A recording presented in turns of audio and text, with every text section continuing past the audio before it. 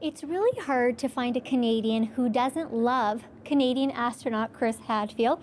And joining me now is the global internet phenomenon himself. Hello, Chris. It's very exciting for me to be sitting with you right now. How are you doing? I'm well, Malia. Thank you very much. It's nice to have a chance to talk with you in person. So why do you think Canadians love you so much? It's a hard question to start off with. That's kind of an outrageous question.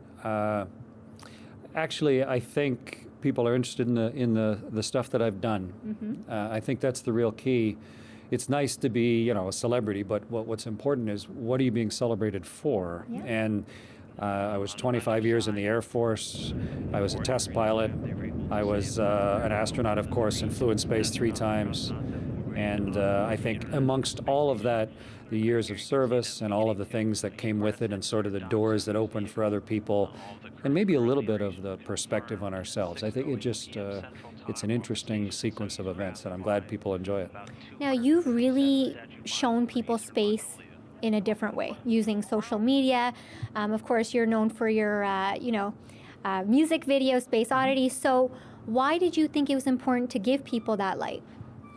When I was 9 years old, I watched 2 other human beings do something that nobody had ever done before, and that was to walk on the moon. Mm. And it wasn't like a replay from later. It was live. It was sharing an incredible human event. And I think back then I kind of went, oh, when something unusual is happening, share it. Don't keep it to yourself. Mm-hmm. And the technology has gotten so good now that on board the spaceship, we can often tie up just like this in a live interview, or I can take a picture and just in a few minutes send it to 7 billion people.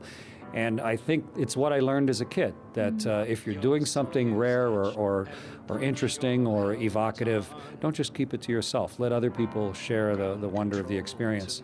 And starting to explore the rest of the universe is in the category of wonderful. So, you have been retired for a couple of years now with the Canadian Space Agency. I got to ask you, what do you miss the most about being in space? I don't miss things. I spend almost all my time looking forwards and very little time looking back. I just see all of, I didn't just fly in space in my life. There was lots of other things, of course, that aren't maybe as publicly known, but they just sort of turned me into who I am now. Mm-hmm. And I'm much more interested in what I'm doing now, working with all these students in Saskatchewan for WE Day, teaching at university. I'm writing another book, trying to express the ideas as they come along the best I can. To me, that's the interesting part. Mm-hmm. And the fact that I did other things already, that just helps me hopefully understand what I'm doing now. So I don't really miss things. Some people I miss. But not necessarily. But not things. They're just hopefully the platform that I'm standing on now to try and better appreciate life as it is. So for people who are facing obstacles in their life, what's your advice to them? I think life is nothing but obstacles. Nothing ever goes as planned. And the real reality of what your life becomes is, how did you respond? What did you do next? How did you deal with the realities of the obstacles of life? Life isn't simple. It shouldn't be. It'd be boring if it was. And so I think the readiness to face obstacles and the recognition that the thing that you actually change is yourself. You have to deliberately, constantly change yourself in order to get past whatever you see as an obstacle to the things you really want to do in life. And that's the beautiful part of it. How are you constantly changing who you are so that you can deal with life better and appreciate it more? To me, that's the real joy of it. Absolutely, and it sounds like you're doing quite a bit right now. You have a book coming out, The Darkest Dark. Can you tell me a little bit about that quickly? Often young people are afraid, and it's a lot easier to just be afraid of something and then deny yourself kind of a whole portion of life, because you just say, I'm afraid, so therefore I won't do that.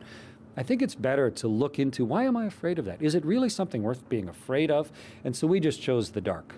The book is The Darkest Dark, and it just looks at the standard fear of the dark, sort of through what it was like for me as a kid. I'm really delighted. 2 artists from Toronto named Eric and Terry Fan, the Fan brothers, they did a beautiful job, and it's a kid's book, a picture book to read to children. but I think hopefully the ideas are interesting as well. I'm very proud of the book. And it's coming out this fall, right? Yeah, it comes out in September, yeah. Awesome. Well, it's been an out-of-this-world experience interviewing you. I had to use that cheesy line. Thank you so much, Chris, and have fun in Saskatoon. Yeah, I always do. Thank you very much. For sure.